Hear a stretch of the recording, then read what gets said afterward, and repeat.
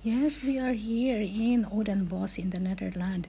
Yung isang basilic here that is look like St. Peter in Rome. Ipakikita natin kay Ricky.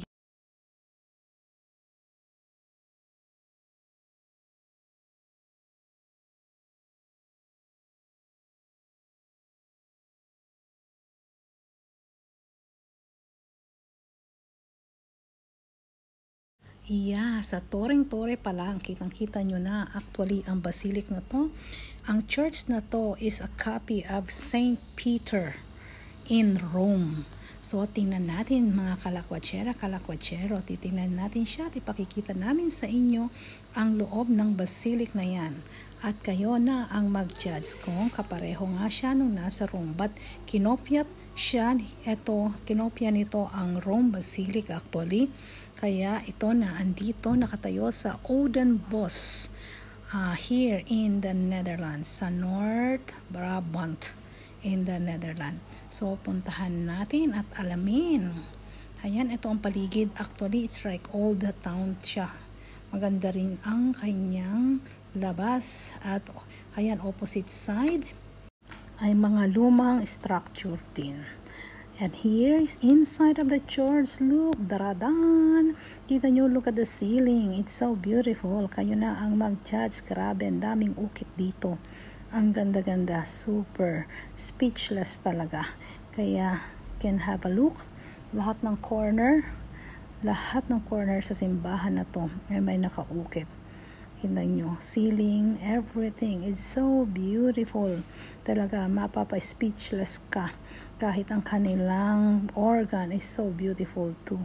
So tingnan nyo siya talaga, hanggang sa dito sa mga gilid niya, lahat may design at ang altar. At yung ceiling dun sa altar, actually you can go off there. Ayun makakaakyat ka, but we are not early anymore. As usual, we are late again. So kaya hindi kami makaakyat ngayon.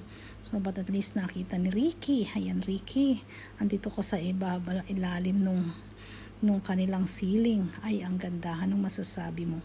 Super ganda talaga to. Parang nakarating ka na talaga sa Roma, sa St. Peter ng Rome, diba?